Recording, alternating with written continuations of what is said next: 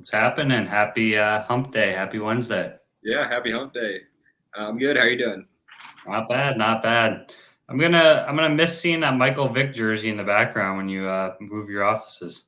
Yeah, who knows? It might come with me, or it's still up in the air. We'll have to see how everything plays out. Yeah, no, definitely. You're it's coming up, man. August is around the corner. I'm excited for you. Yeah, man, we're looking forward to it.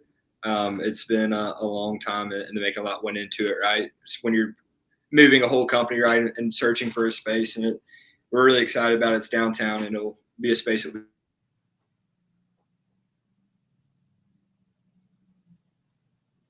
So you froze.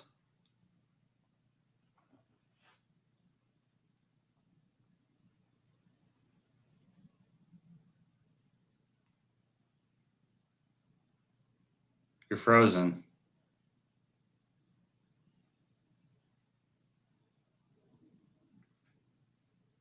Okay, well, I hope it's not my end, but Will's frozen, so I guess I'm doing this solo for a second. And I can't bring in our guest because Will is the admin. But let's I guess I'll get our sponsors out of the way here.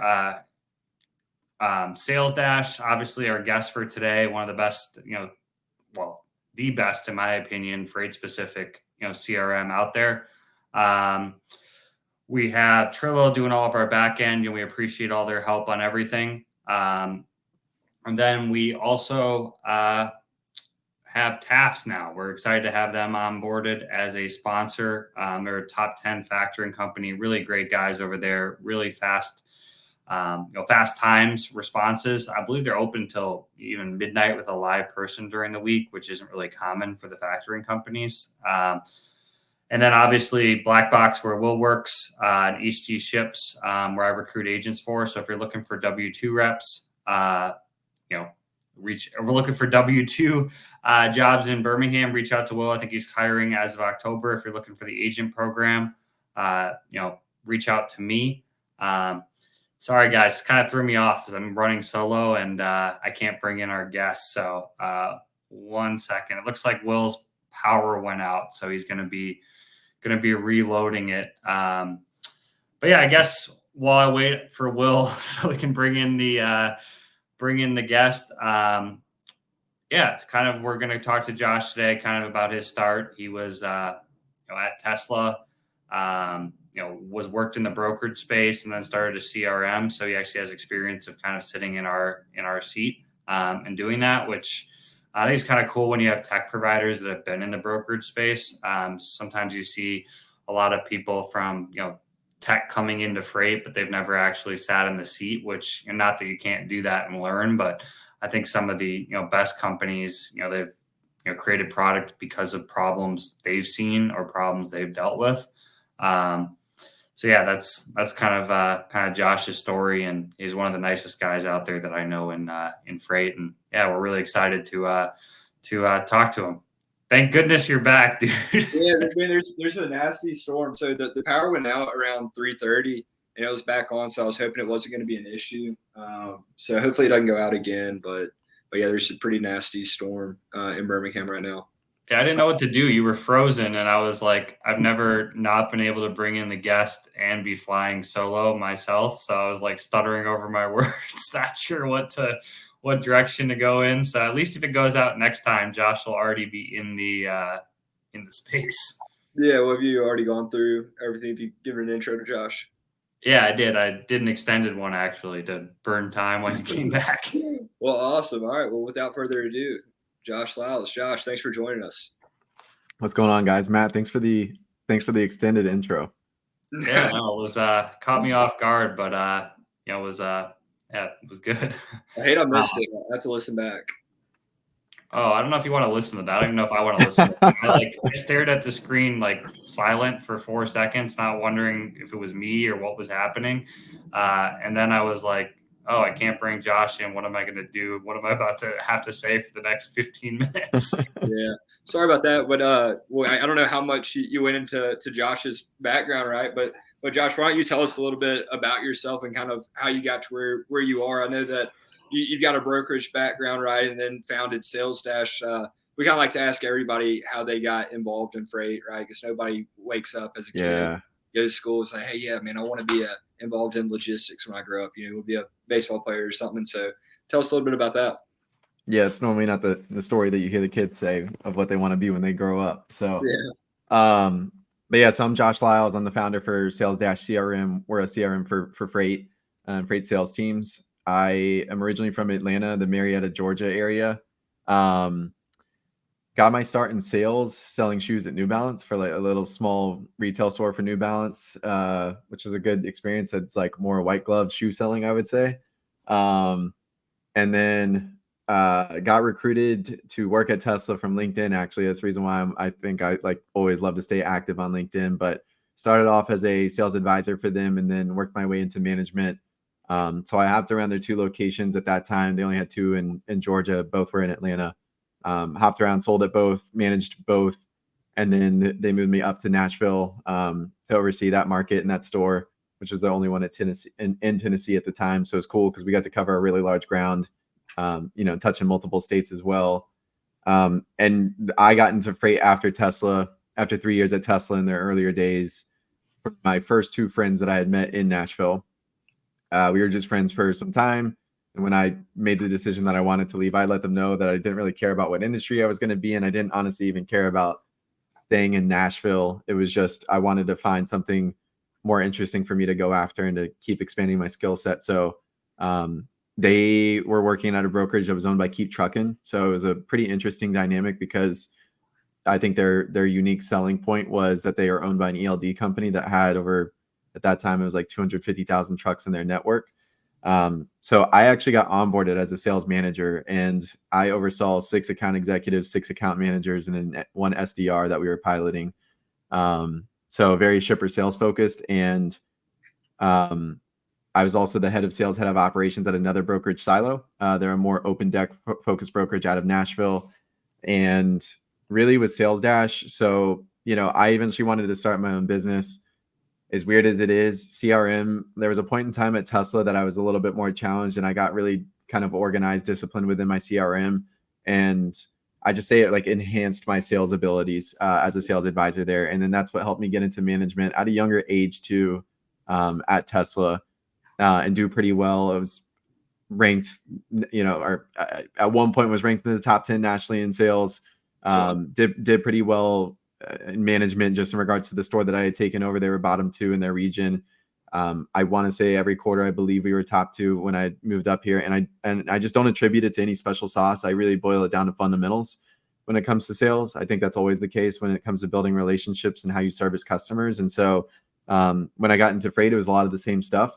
I felt that it helped me learn faster, what it took to actually close shippers. I had hit the phones, ran my own pipeline, closed my own because I was building my team of 12 from scratch. And it was just, kind of learning by doing and just kind of just jumping in the seat and stuff. So with the CRM, not to get too long winded here, just one of those things where like, look, man, salespeople don't like CRMs that much. Managers struggle with it too. You typically have to hire somebody to go build it out for you, customize it. They're definitely not built for how the dynamic of, let's just say shipper selling is. There's 2 customers in freight. So there's a shipper and a carrier. And they're just not simple. And they don't really cater to that sales process. So that's what we've seen as the opportunity. We've been freight focused and basically rebranded ourselves as a freight only CRM last year. And so far in my journey, that's been the best decision that I've been able to make so far. So hopefully there's more along the way.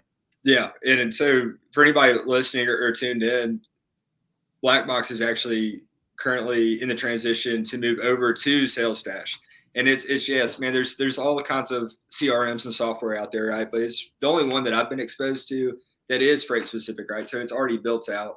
We'd used Salesforce in the past and we kind of had to do some things, but still kind of clunky, right? When you go into Salesdash, it's already all there for you, all the templates and everything. So man, we're pumped about it. I think it's an awesome product. And yeah, I think that your experience at the brokerages did kind of make you uniquely fit to create a freight specific software as opposed to, I don't know, man, with a lot of the tech out there, it's tech people trying to get involved in freight before having any experience with freight. And then it's just kind of, it doesn't really click. Right.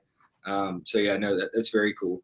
Yeah, I was gonna bring that up too. I mean, I was talking about that kind of just on the whim when your power went out, Will, but I think Yeah, that's gotta give you a unique advantage, having sat in the seat. I mean, when you're talking to these companies and brokerages, I'm sure some of them can be a little, not there's anything wrong with coming into freight tech without any freight experience, but I imagine that makes it a little easier to build rapport and understanding, whereas none of these owners they can't come to you and say, well, you've never done this job, you don't know what we're going through, you don't know this CRM thing.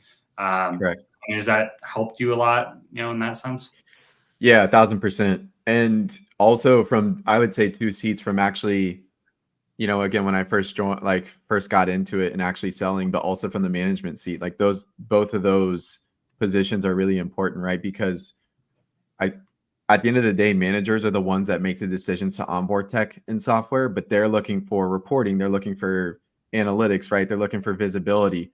But the salespeople, like I always said this even from the onset of starting Salesdash, if the salespeople aren't using the CRM, it doesn't matter what system you use, how much money you paid for it, and all those things, right? Like you're gonna get bad data if you're a manager, if your team's not using it correctly, and if you're not aligned with processes and everything internally. So I think from at my core, just being a salesperson more so than anything, but also just having management experience within brokerage at Tesla, selling shoes.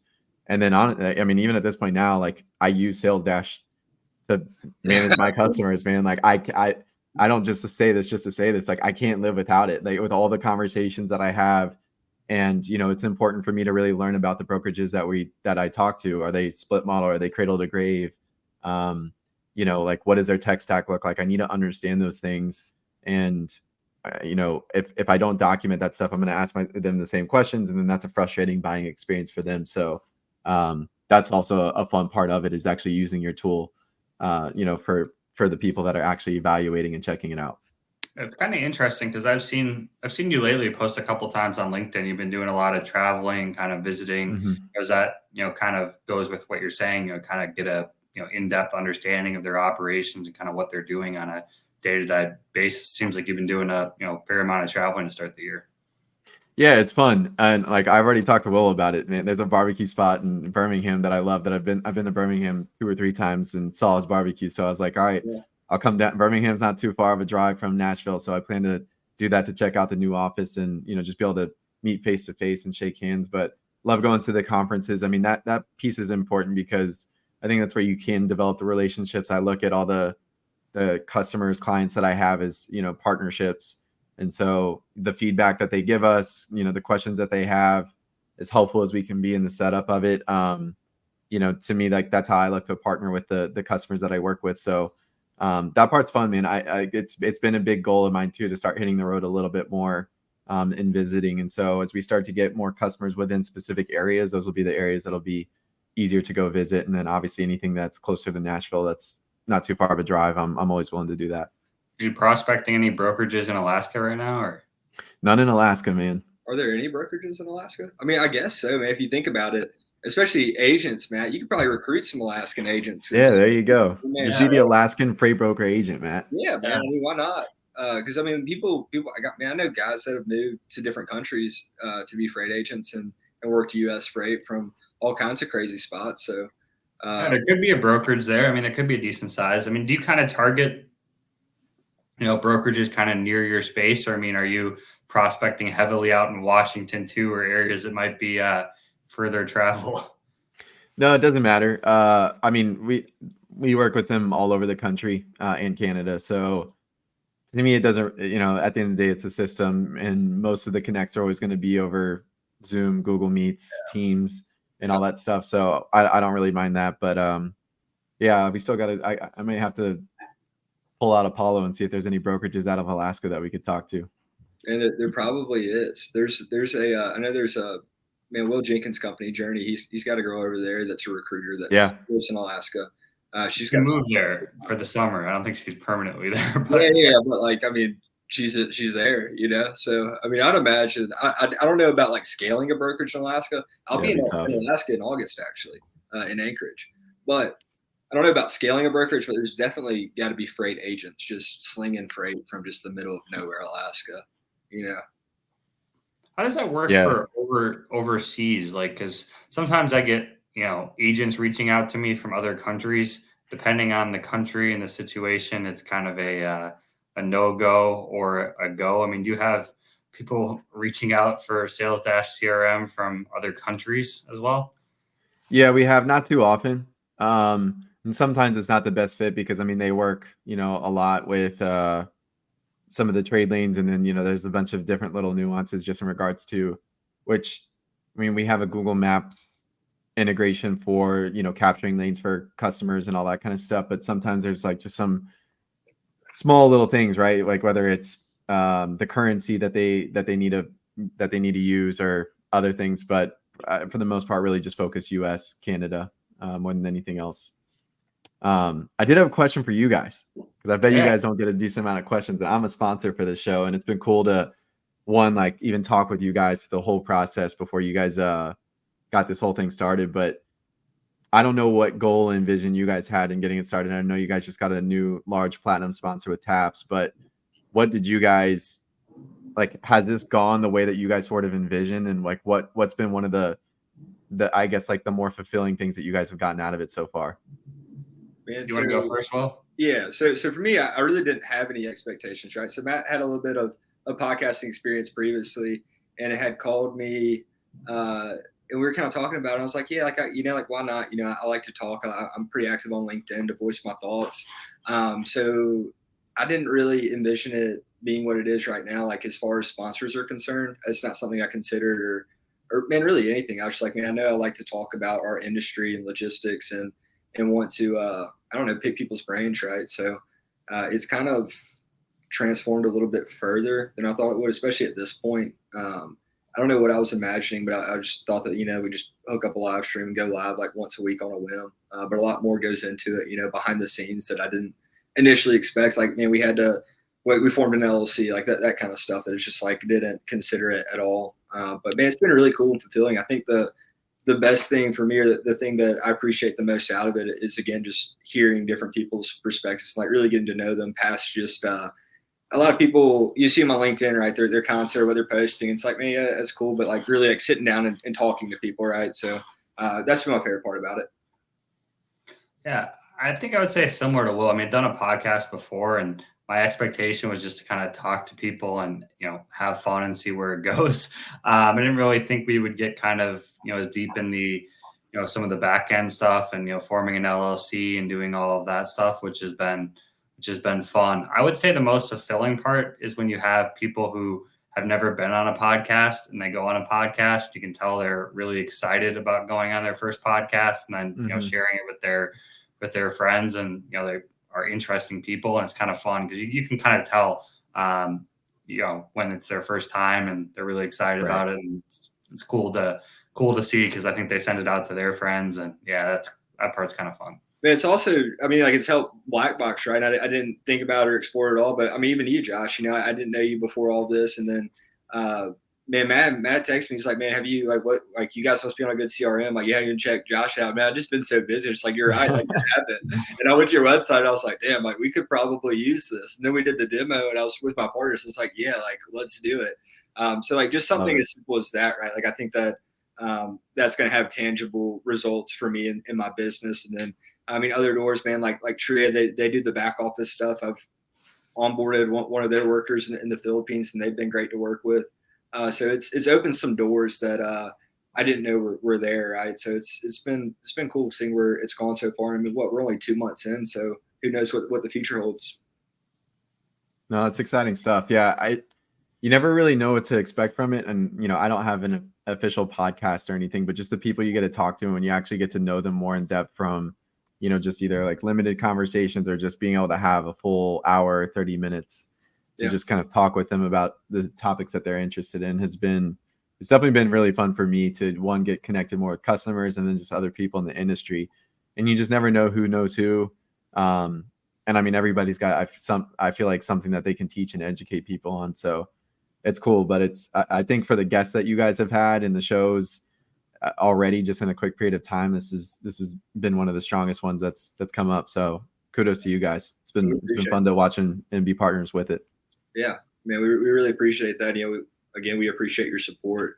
And yeah, hopefully more good episodes rolling out. Yeah, we're definitely excited to see what the future holds. How much of your business, because you're pretty out there, Josh, in a good way. I mean, you have your own content, you come on Mhm. podcasts, you're very well connected.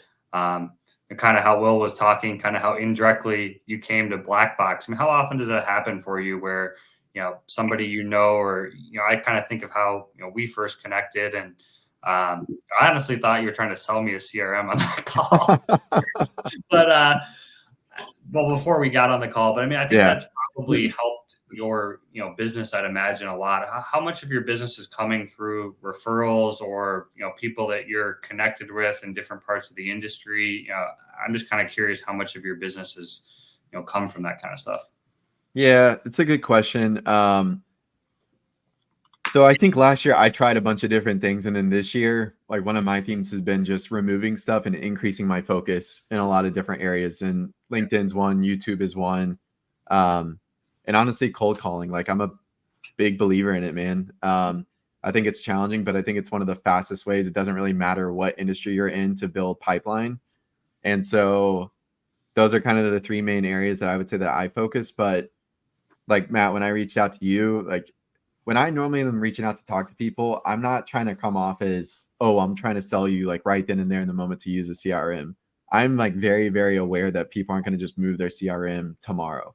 That's not it. Has it happened before? Yes, but most of the time it's a process. They could be in a contract. Sometimes it's month to month. Sometimes it's annual. Sometimes it's 2-3 years. It kind of depends on which one that they went with. Sometimes they have nothing at all. But I think my goal and objective is one, to build relationships, but really build a lot of familiarity. So for me, I want, when CRM comes up in conversation and freight, a lot of like what I do with content and all those things is really just like, hey, if CRM comes up, people think of Josh or people think of Salesdash. Like that's really one of my biggest objectives in just simplifying my whole approach. And then when it does come to content, I'm not a sales manager anymore, but I think like sales is just one of the most truthfully like powerful jobs that's out there.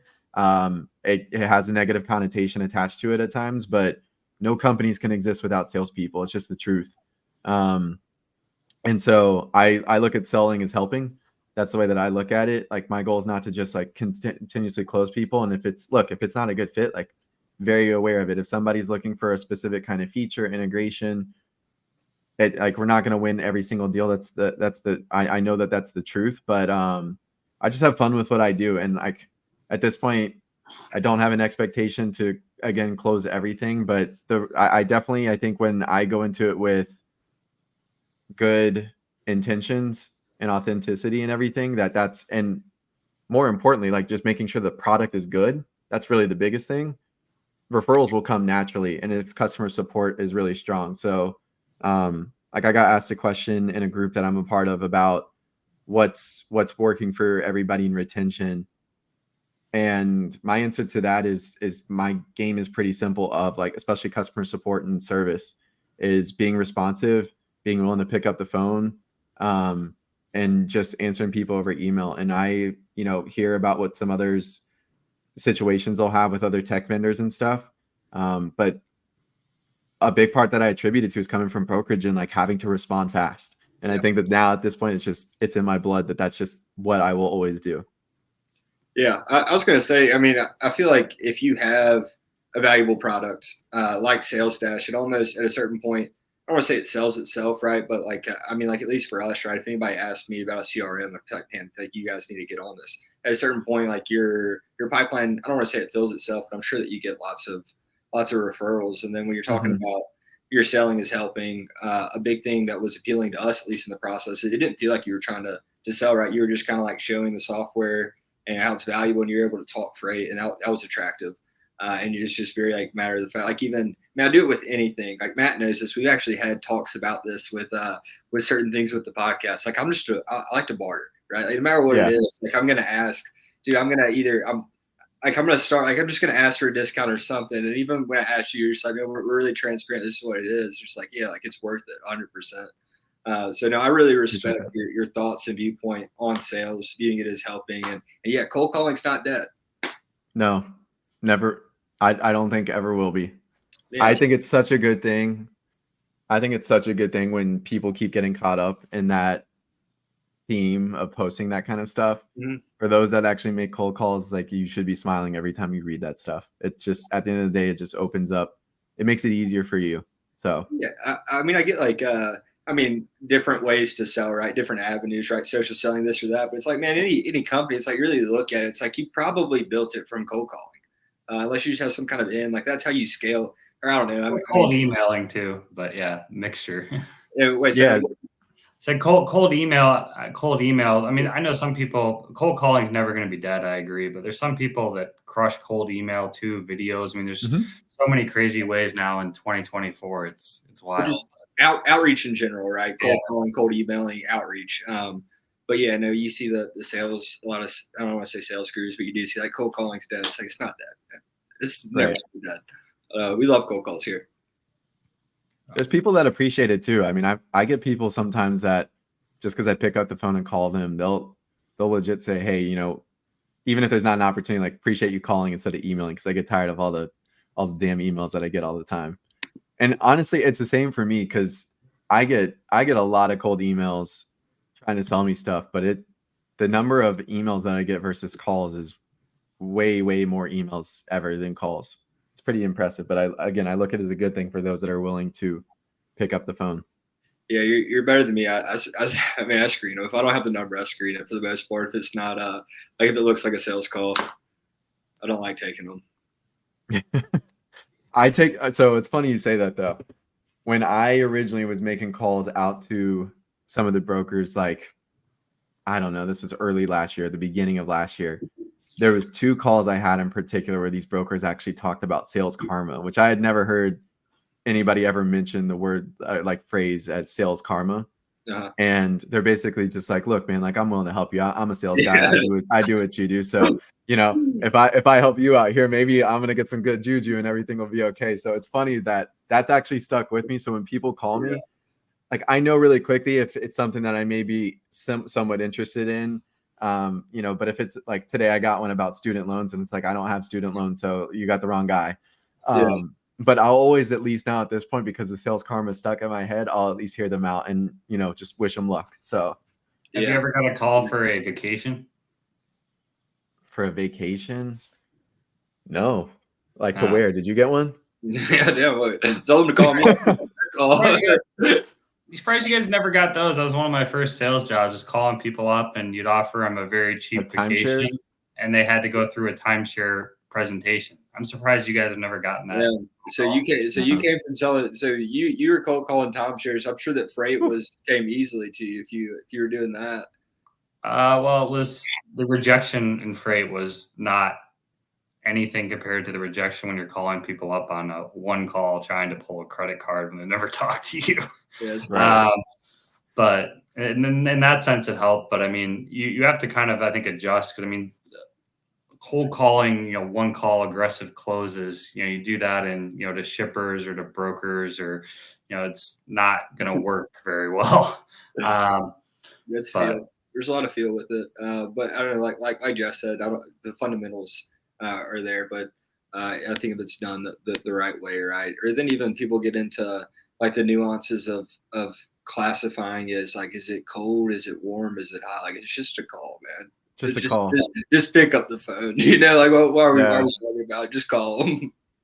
how have you ever had any, interesting experiences from a cold call or any fun stories that have came about it? I mean, how do you get through people talk about getting through the gatekeepers for shippers or whether you call the cell phone or just email them directly. It's debated on LinkedIn, I feel, every week. How about when you're contacting brokers? Like, do you go to Zoom Info and like, hey, I'm going to find the actual decision maker, or you call the main line and try to get through whoever answers the phone, or skip over? What's kind of your? I don't ask tech providers Tech companies. Often, but how do you go about it? Man, I would love to know what other tech companies do too, but I typically truthfully, I typically will just go like straight mobile if I can. There's definitely times where I've gone gatekeeper because I do like sometimes it can help if if it's just the wrong number from whatever lead gen tool that you use.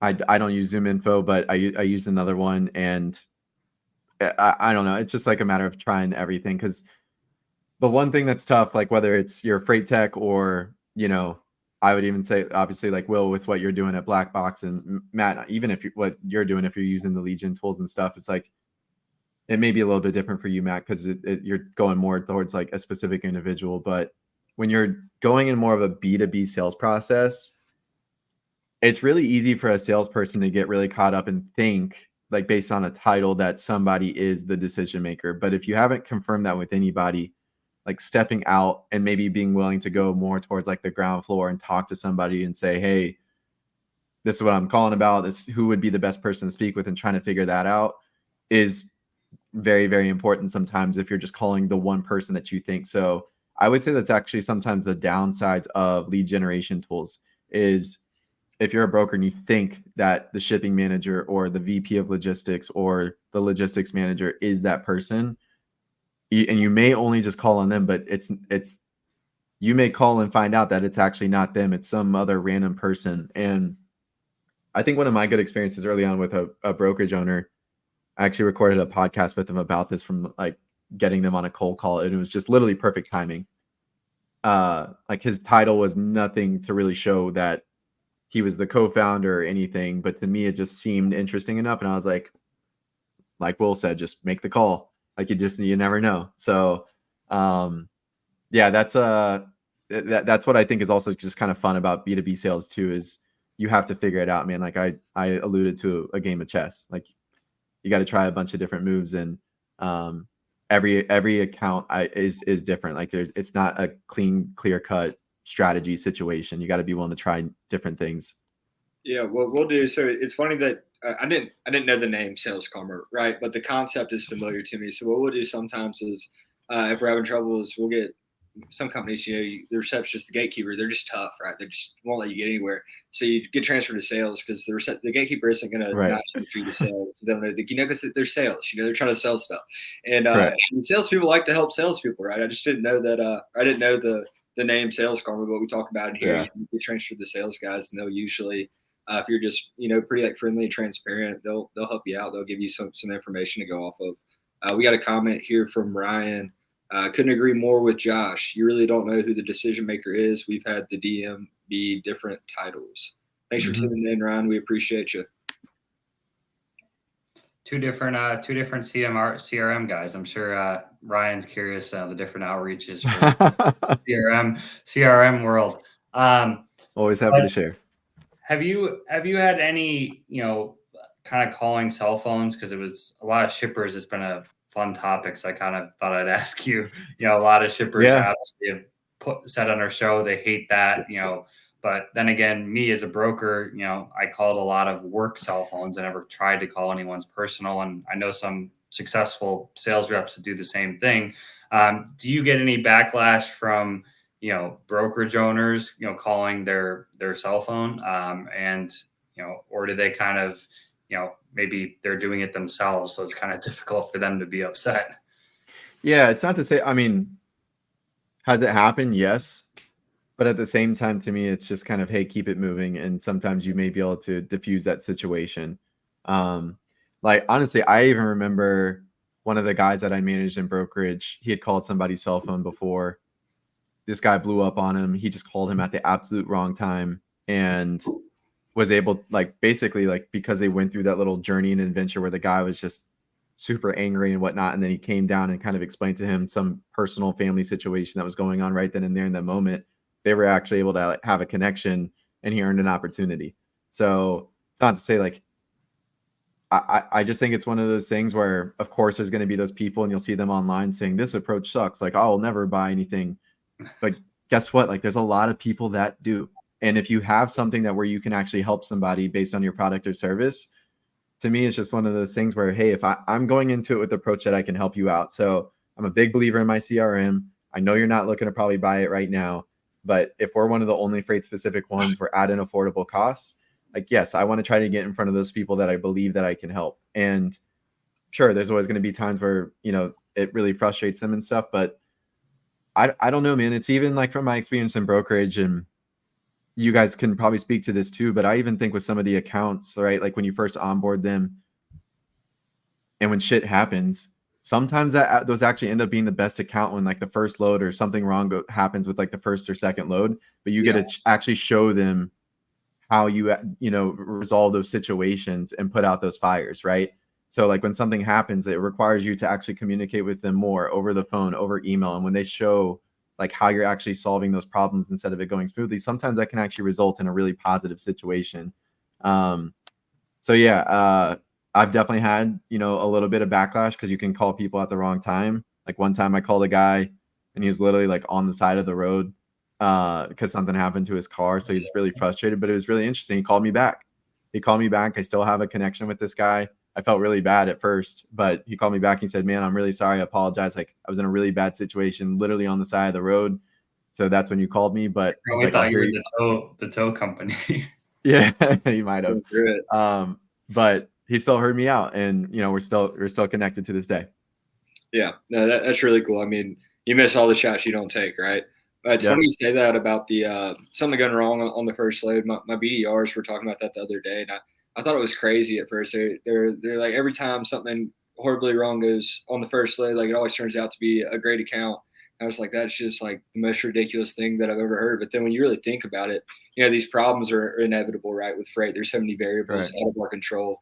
So it's not if problems will arise, but rather when they arise. And how do you address them, right? And be solution based and show them that we're proactive when we care and can handle things, right? So then when I sat with it for a second, I was like, yeah, it kind of makes sense. I mean, let's not hope for things to go wrong with our first load, first shipment, but it does make sense. There is logic there. So yeah, very cool. I think you're a pretty customer focused, company. I mean, I get your newsletter and I'm always seeing different, changes you're doing to, grow and different integrations and different things like that. I mean, obviously we're talking about issues and fixing them, but it sounds like, moving in the future, you're ahead of a lot of things and listening pretty heavily to your clientele feedback. Yeah, it's a big driver for us. When I think it's just like you have to listen and you have to document, and I'm so big on notes. Like I think it's one of my like if you had to say superpowers, like that's what it is for me, because I will forget what I may have spoken with somebody about. Like I want to know the details. I want to make sure that I'm asking the right questions, but that's what helps us innovate and make our product better. So, we have a pretty decent amount of customers now at this point where when you start to get feedback and stuff, or you ask the right questions, you start to hear a lot of the same feedback. And for us, that's where we know where to go build.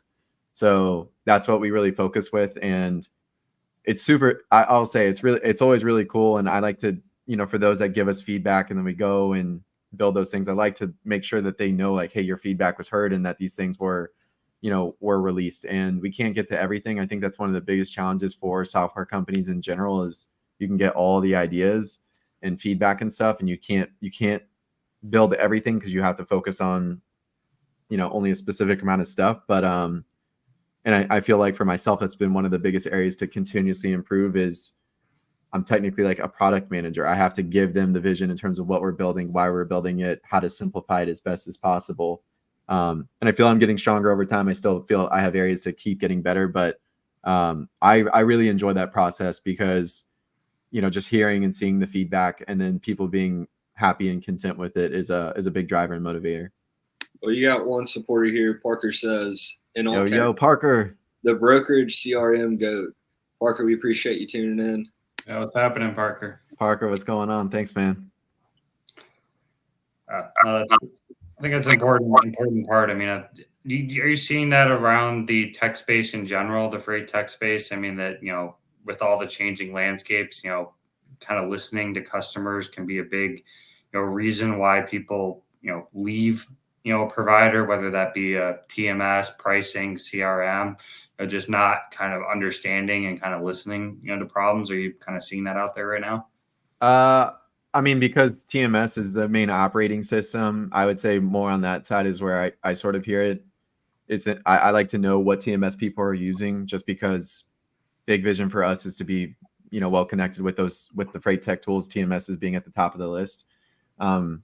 So yes, like I would say I actually probably hear it more often than not of people actually moving TMSs. And I think as tech is evolving and getting better, it's making it easier to move over from one TMS to another, especially with them being in the cloud and not necessarily on premise, like McLeod has historically been, and maybe like the Mercury Gates and all them. But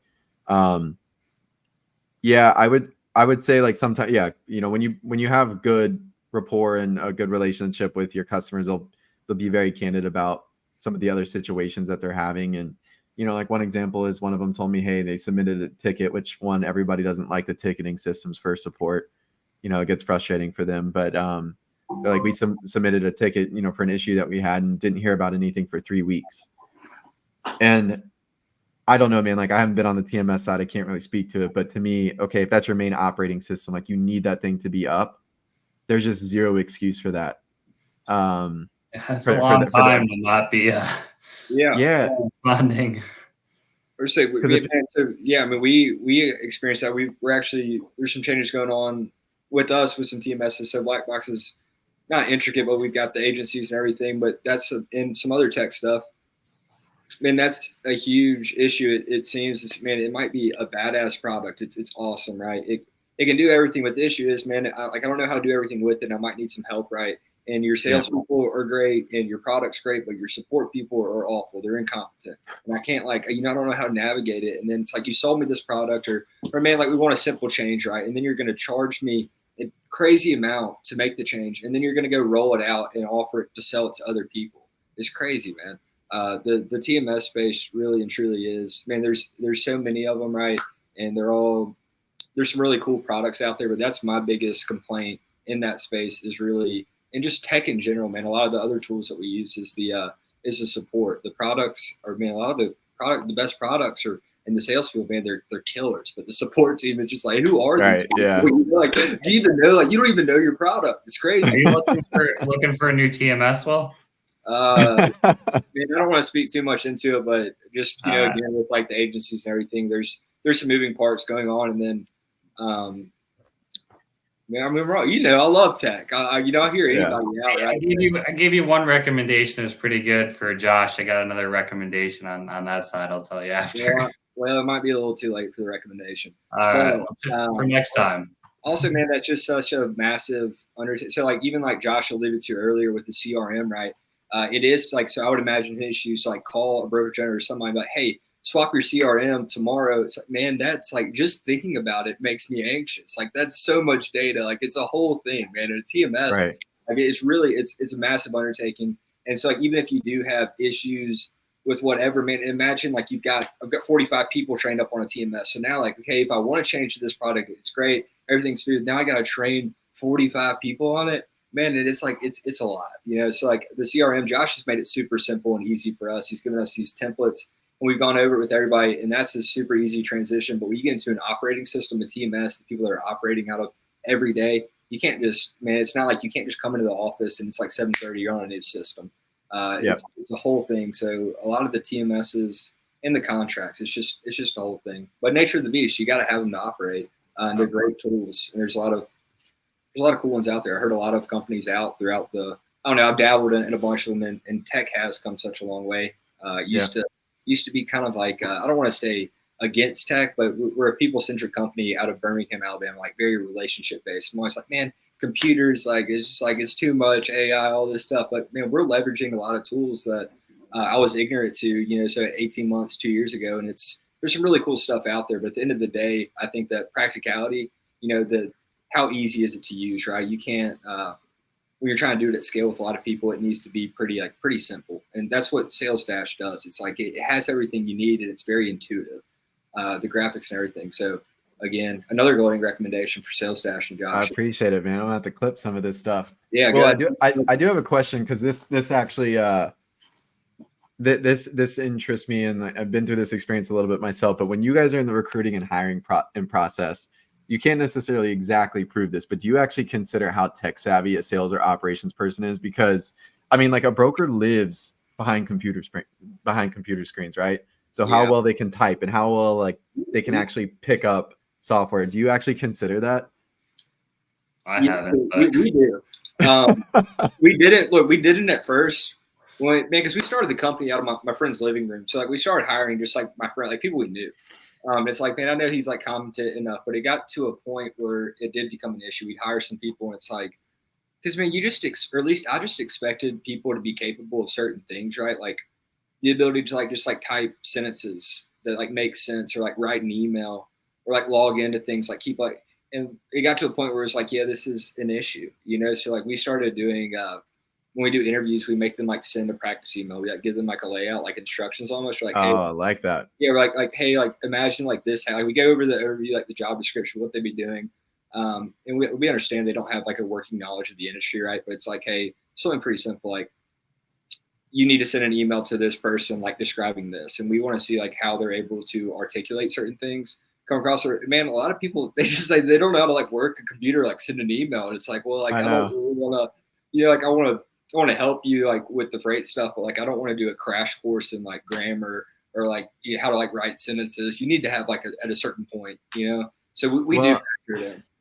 yeah, I mean, because it's not even just like writing an email, but think about operating a TMS and everything that you got to do with like Yeah.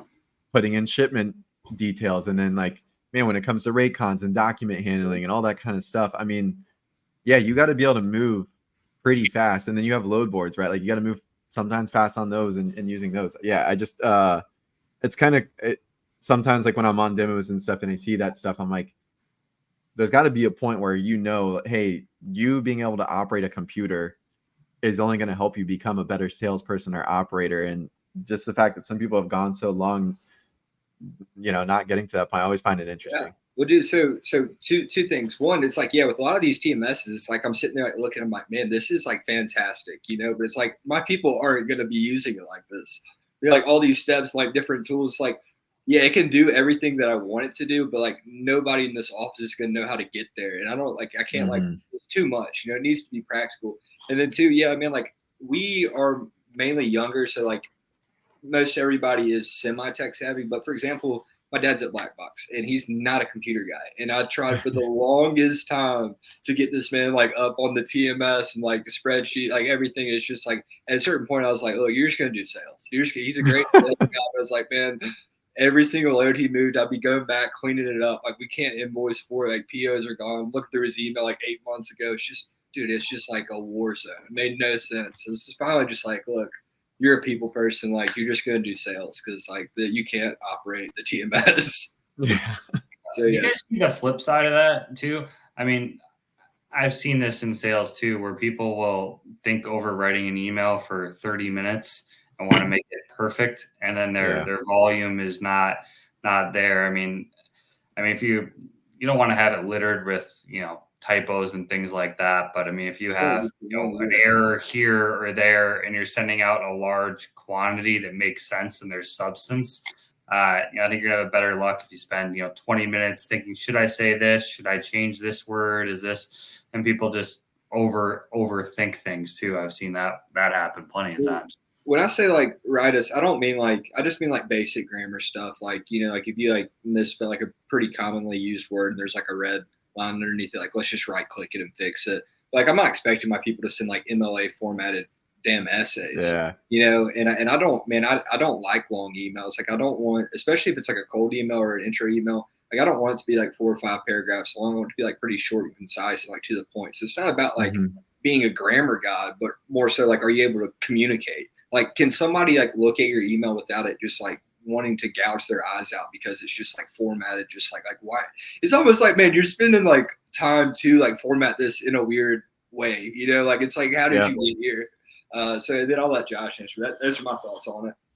No, I agree and align with that. I mean, I think that one, Matt, your question about the 20 minutes piece, like one, you shouldn't be spending that much time because so many people think it's like one word, one question, that makes a difference. And a lot of times it's just getting in front of the person. But I think two, simplifying it. Like if you simplify it, you should be able to fire off the email a lot sooner. And knowing in the back of your mind, you can always send another one and try a different approach, on that thread, I think is really important. But to me, the two things that have really, I 2 or 3 things I think that have at least helped or really stuck out. And then, where I've seen semi-success in software, semi-success in brokerage, and success at Tesla is like 1 to 2 lines, sort of, basically what Will was saying. and then not using language that's I, me, my. So just like talking about myself and just keeping it really question focused and centered around them. So using more you and your language. And it's really, really tough for people to grasp that, but that's like a very simple thing that I've always found works because I'm just asking questions about you. It is not a pitch. It's more so to just try to discover something and try to, and, you know, pique interest or, you know, what some people call like poke the bear. But simplifying it, I think, is always more important because, again, like you can always send another one. Also, that unless they block you. We're talking about, you know, like keeping it focused on the prospect, right? With maybe with the question, it's almost, I don't want to say a call to action, right? But you're asked, you know, like you're starting a dialogue as opposed to if you're just, man, like all these like sales spills, like we've got trucks in all states or like whatever. It just doesn't like, there's nothing really to respond to, right? But when you're asking questions, you're kind of like keeping it short and then inquisitive almost. It's opening up a dialogue rather than just a, you know, a pitch slap. Like if you're a massive hard sell, like copy and paste about all your partner carriers. I heard this one, like in tune with that. I heard this like one rule one time that's always kind of stuck with me. But like I have an Apple Watch, and to me, I use the Apple Watch more than I think of it as the phone because the watch has a smaller interface. But it would be, hey, if the email came through, whether it's on your phone or on your Apple Watch, like how can you try to have something intriguing enough in that first line that makes them actually go and open the email? And I think that that's always a good thought process because if you think about your first line saying, hey, my name is Will from Black Box Logistics and I ship flatbeds. Like somebody's going to see that pop up on their phone and then, you know, just be like, well, here's another sales email. But if it's a question and you're getting their mind to kind of go into that place to say, well, you know, do I need flatbeds out of, you know, Daphne, Alabama? Then like, hey, you may get a yes or a no. And that engagement's really where the conversation starts. So I don't know. It's, you know, it's art at the end of the day. I think like you always got to be willing to try unique things. But I think it's just, I think overthinking not overthinking is really important. Yeah, well, if anybody does need flatbeds in Daphne, Alabama, we can get them. I love that though. Sales is an art. You know, that's cool, Matt. It seemed like you were about to say something. I didn't mean to interrupt. Yeah, no, I was going to say while we're at the TMS part and, you know, being an art, I was kind of curious, you know, we haven't really talked. I don't think we talked about this when you came on with Alex either. And how much sales is there intra tech? Like, are you selling to, we're just talking about TMSs. Are you having to sell to get them to integrate with you in different integrations? Or kind of how's that, you know, process? Are you kind of integrated your platform with the majority of TMSs out there? Or what was that? It's my echo in the corner. She talks to me sometimes. Letting him know he's got another meeting coming up. So question you're asking, Matt, is more so around like integration with other tech and how important that is that in the sales process? Is that? Yeah. And like, are you having to sell these companies on integrating with you? Is that like, you know, we're talking about selling to, you know, brokerages, but are you having to sell, you know, to other tech providers to help, you know, increase, you know, your product? That maybe it's a dumb question. I was just kind of always curious to ask that. No, I think it's a good question. At a certain point, yes, because big vision for me is to be, you know, the most connected CRM with other freight tech tools, you know, TMS being at the top of that list. So, yeah, I'm going to be, you know, whether it's like reaching out to those guys on LinkedIn or giving them calls. I've met a lot of them at conferences, so there's already a lot of connections there. But to me, it's just about timing, and then really figuring out when would be adequate timing on their end. And it's also a partnership too, right? If you do an integration, so it has to make sense based on who they work with, who we work with, and all that stuff. Because some TMSs will focus on specific kind of companies. Some of them are more like shipper focused. So I'll have to kind of go through that process. But I also have a good understanding of what a lot of the companies that we work with, what they use. I make sure that information is captured so that way, like I have data to say, hey, let's go to these specific ones, and can be a little bit more strategic about who we reach out to. Oh, that makes sense. Well, it was fun. An hour flew by on this show. I mean, I felt like we just started. Now we're already at, you know, an hour. Was good having. I don't know if you have anything else, Will, but it was always fun talking to you, Josh. Yeah, no, I really enjoyed it. there were a few gems in there about sales that I really liked. Definitely clipped some stuff from this show. Yeah, no, I appreciate you guys having me on. It's fun to chat, and again, appreciate all the support and partnership. Man, it's been good to be a sponsor for you guys, and excited to see how Two Dogs One Pod keeps growing. Yeah, you guys need to come down. Matt was going to come down when we get in the new office too. We need to coordinate. Have you guys come down at the same time? We can do like an in-person episode. That would be cool. It's funny you say that because when Josh brought that up earlier about coming to Birmingham, I was about to say the same thing. I was like, tell me when you're coming down and I'll target that same time. Yeah, man. Yeah, let's do that. Who knows with like renovations? It's like, man, that business is crazy to me because they'll like bid out a job, right? And then they always go over budget and they're always late. And then they're always like, man, it's like they just, I don't know. Nobody ever shoots you straight. They're like, yeah, it's be like a couple weeks, like a couple weeks. So it's like, dude, like, I don't really care. Just like, let me know so I can plan. And then, man, like almost next thing you know, it'll be December. Well, dude, no, it's crazy because like I don't know any other industry that you can like bid something out and then be like, whoops, we're gonna go over X amount. And you're like, I'm gonna go bid out these loads to my customer, and then I'm like, oh hey, the truck costs like 2,000 more. I'm just gonna add it on the invoice. I can't do anything about it. We need the damn building. It's crazy. Right. Yeah, man, I've been saying it all day. Maybe I'm in the wrong business, man. I was gonna say that could be the next venture right there. Yeah, man, insurance too. Just been going through it with them too lately. They're just deny all the clients for no reason. Anyway, that's my afternoon rant for the day. Well, yeah, no, episode 12. It was a good one, Josh. Yeah, no, we greatly appreciate your time. We'll have to, we'll do it again. We'll set something up. You guys come down. We'll do an in-person show. It'd be good. Yeah, that'd be fun. Awesome. Well, I appreciate it, guys. Yeah, thanks. Good to see you guys. All right, thanks, guys.